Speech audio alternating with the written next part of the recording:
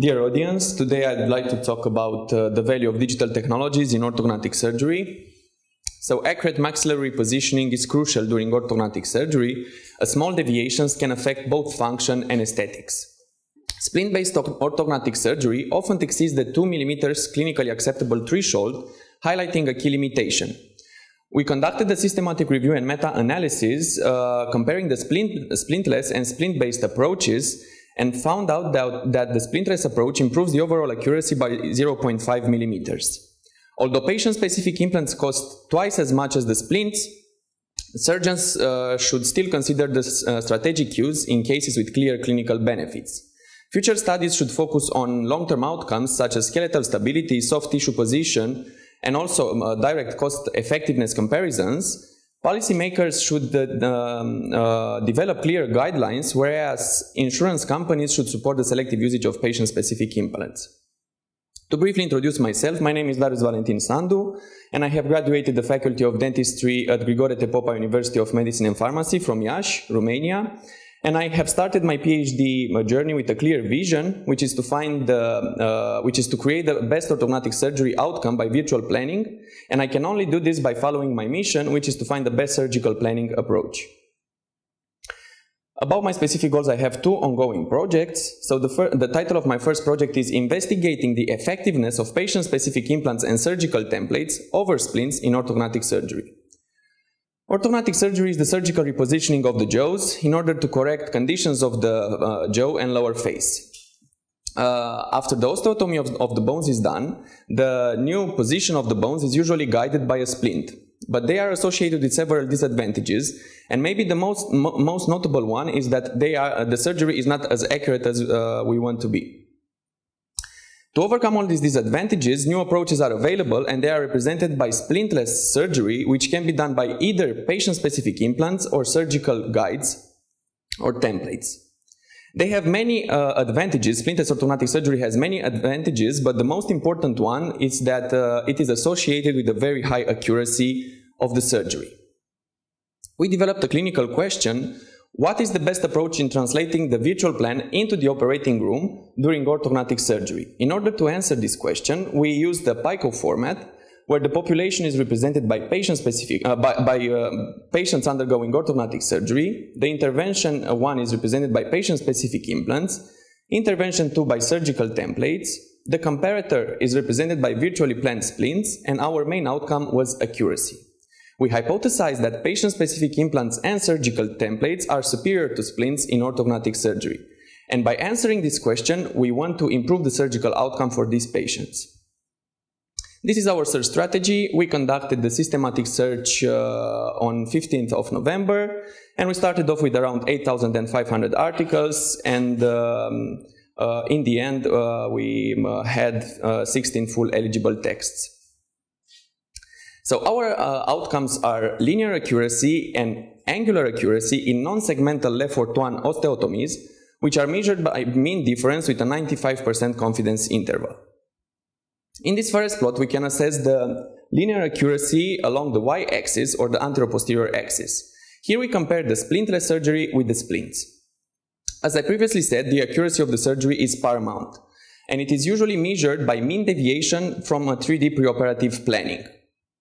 Usually the surgery is deemed to be inaccurate when the discrepancy is higher than 2 mm. And we can clearly see that both of these interventions are clinically acceptable. But we wanted to investigate which one has the highest accuracy.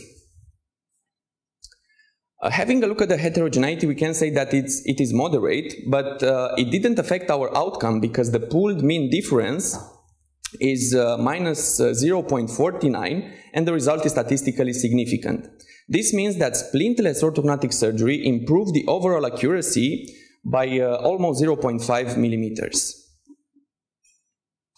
In the next forest plot, we can assess the angular accuracy around the anteroposterior axis, so-called roll, which is measured in degrees. Here we compare the patient-specific implants to splints. Unfortunately, we could not conduct the subgroup analysis for the surgical guides due to the fact that the articles didn't report this outcome. So the story about the outcome is exactly the same, just the unit of the measure is different.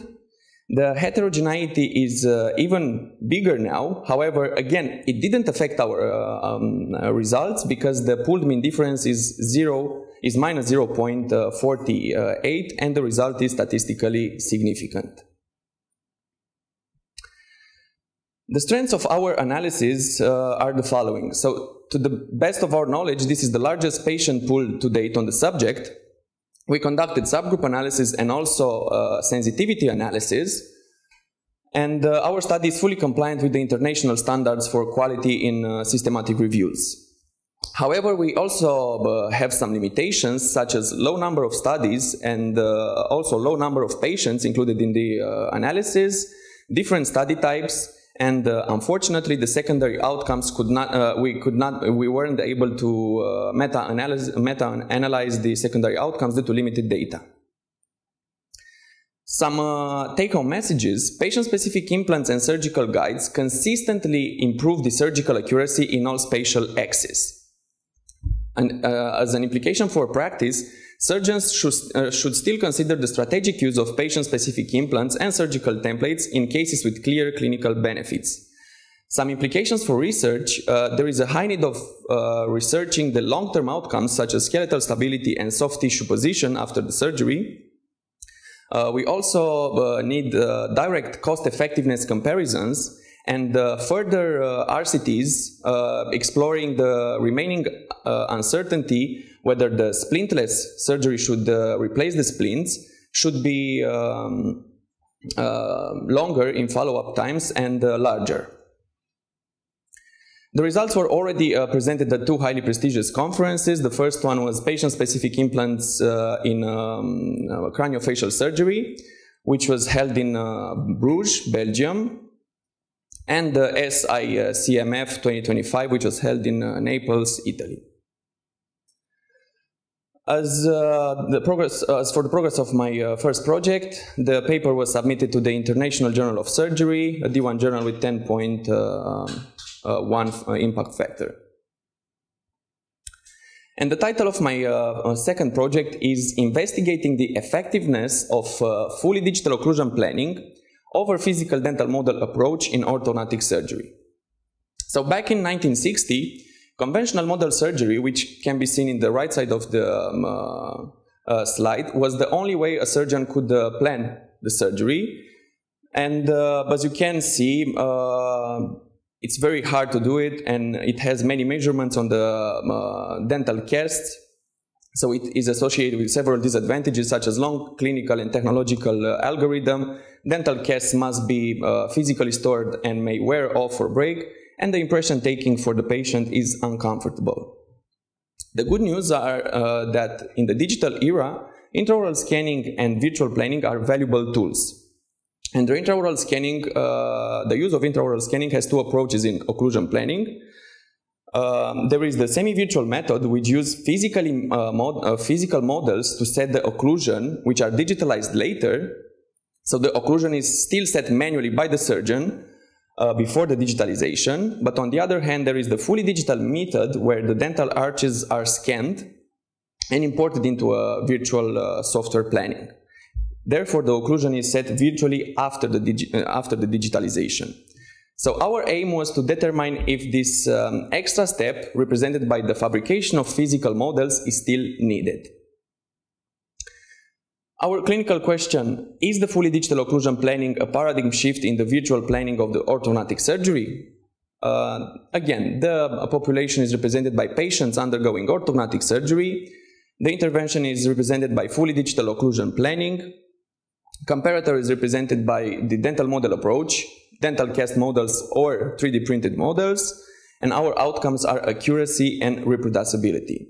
We hypothesize that fully digital occlusion planning is more efficient than the physical dental model approach. And by answering this question, again, we want to improve the surgical outcome for the patients undergoing orthognathic surgery.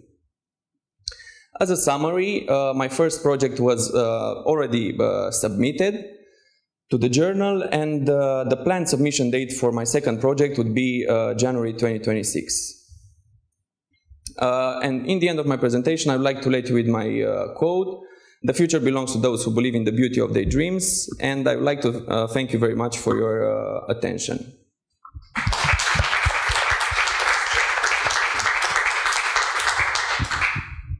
Thank you for a nice presentation, and I ask the audience if there is any question. Thank you, Darius, for your presentation. And basically, we are on track with your progress for a year now, and asked a lot of questions since then. And you said that you took part on 2 conferences. And I'm just very curious, did any new question arise from the audience as they were sitting professionals? And I'm really curious, were there any eye-opener question for you?